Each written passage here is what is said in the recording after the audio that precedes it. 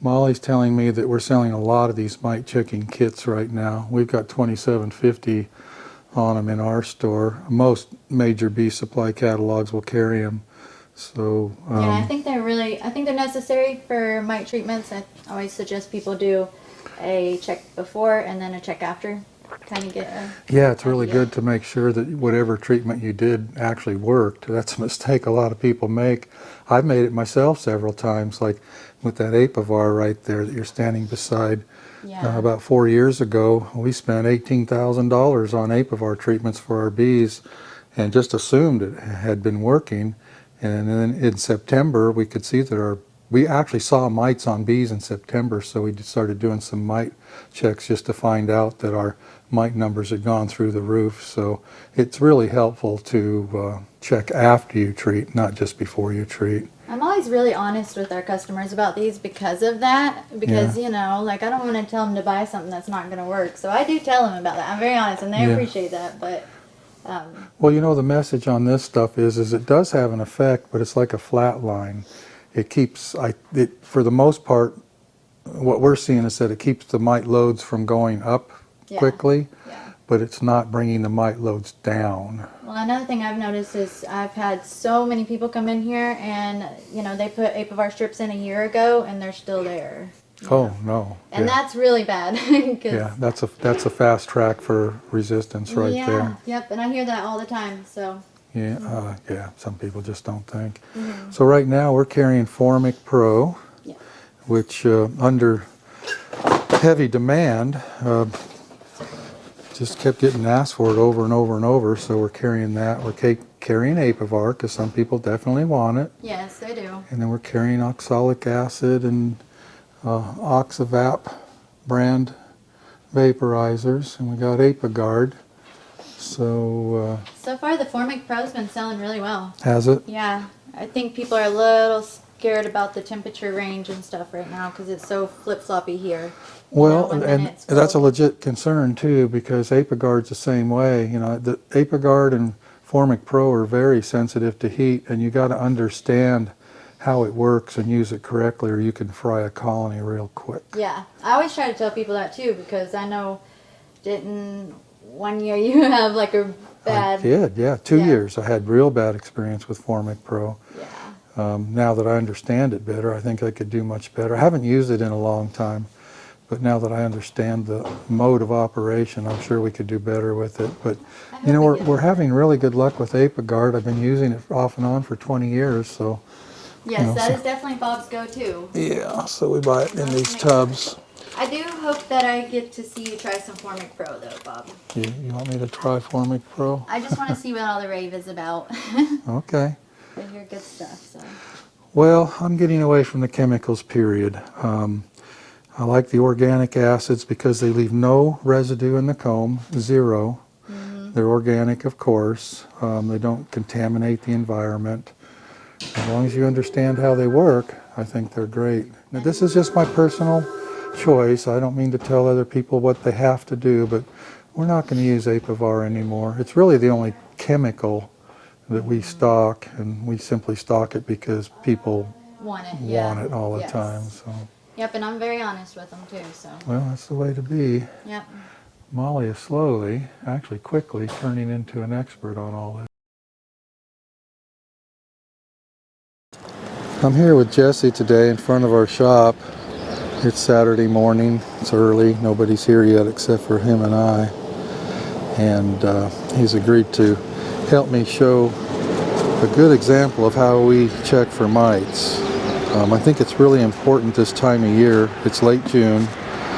It's important this time of year to really do some spot checking and make sure that our mites are under control. We carry one of these kits in each truck. This one's for the black truck, which is the truck I drive most of the time. Got one in the brown truck. And it's a simple kit. We have an easy, they're called Varroa Easy Check. Let's see, got one, let's see the label on that. Varroa Easy Check. Most bee supply outfits have them. They're not too expensive, we carry them. Real simple device. It's just a plastic tub with a perforated basket inside. and it's simple to use, no big deal. We like to use alcohol. I know a lot of people are using windshield washer fluid, soapy water. We like to use alcohol in water. Maybe a little more expensive, but I feel it's easier to use and does a pretty good job. Each kit has a bottle of alcohol, a half cup measuring cup. If you get that pretty level, you got real close to 300 bees, just give or take a few. We've actually literally counted them, make sure that that works, and it does. And then just some paper towels for cleaning up the mess. And then a Tupperware tub that we're going to dump bees into. And Jesse will show us how we do that. I'm going to fill the container up halfway with liquid.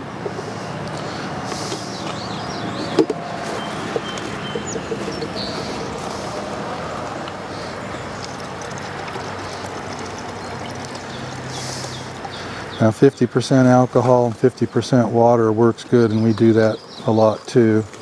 We just happen to have plenty of alcohol here and no water, so 50-50 with water works too.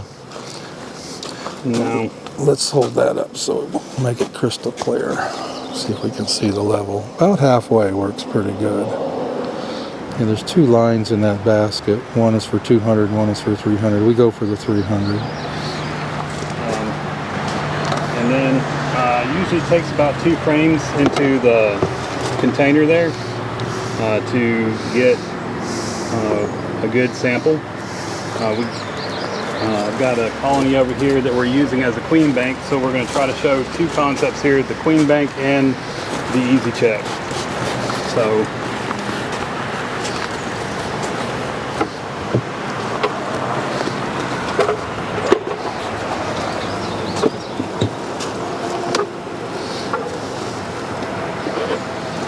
now you notice that with the frame there, it's kind of got a little bit of space there, and that's because of the thickness of the cages in there.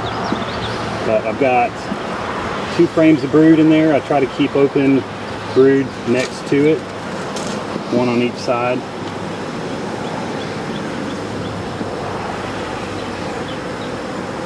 And we've modified a frame to fit the cell bar. And as you can see, they're all over the queens. Just a couple little blocks of wood to create a space for one of these JZBZ bars. These are the same bars that come in a queen shipping box or a queen bank shipper. And we always have a few extra queens around for us, for our own use. Each week we collect a bunch of queens, anywhere from 100, 150, and we'll sell some of them and use some of them. And it's Saturday morning, nobody's working over the weekend, so rather than keeping them in the box overnight, we've chosen to put them in the queen bank. And this bank is always queenless, but it always has fresh brood going in it too, so we're always adding young bees. And one of the keys to success here is young bees. They'll take really good care of those queens. You can see that they're growing comb. Yeah, we got just a little bit of a nectar flow going on, so they're happy.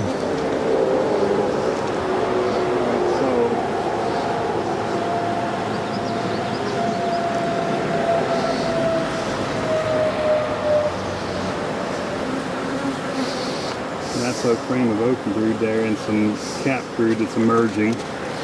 That's actually the perfect frame. Having open brood on it means there should be a good dominant number of nurse bees on it, which is actually, my understanding, is actually the bees you want to test, because the mites understand.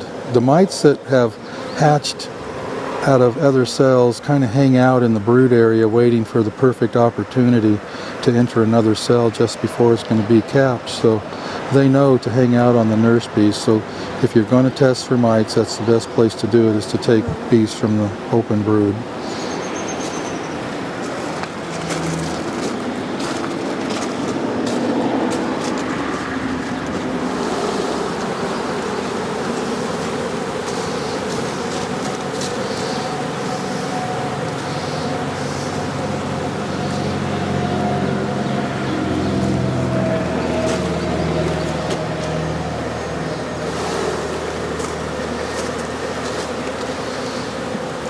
he used a frame of sealed brood there because that's all we have in that colony. I'll shake all the bees down in the corner there. Got a piece of pine straw in there.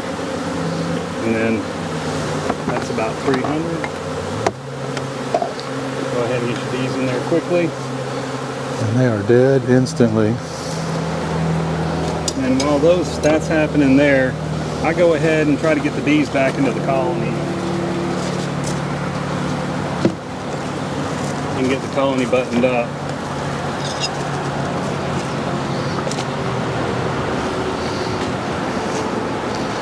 You can do this with a queen right colony by having the frame of queens over an excluder, as long as it's a good colony, but we feel it's safer in a queenless colony. I've done them both ways.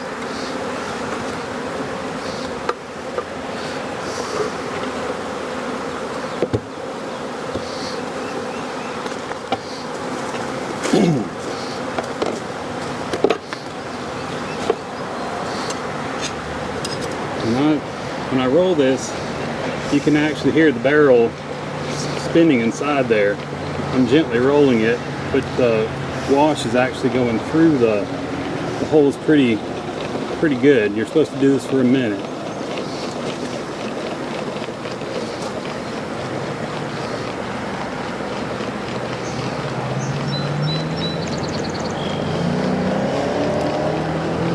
A lot of racket out here on Saturday morning. Pretty soon the girls running the retail store will show up, get ready to open up. On a Saturday, usually we get busy about 9:30, 10 o'clock, a little later than normal.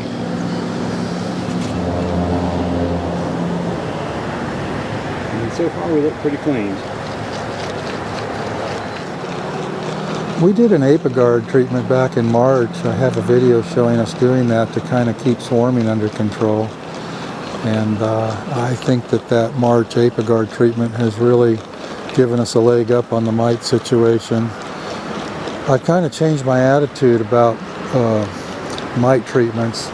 I no longer want to treat to bring my mite numbers down. I want to treat so my mite numbers never get high. If you get high mite numbers and the bees start to get viruses and things from high mite numbers, it really takes a while to get them clean and bring them back into shape. As much as 6 weeks actually. You might kill the mites quickly, but all of that garbage that is vectored by the mites takes a while to get rid of. We got one. You got one. Okay. Two. Two.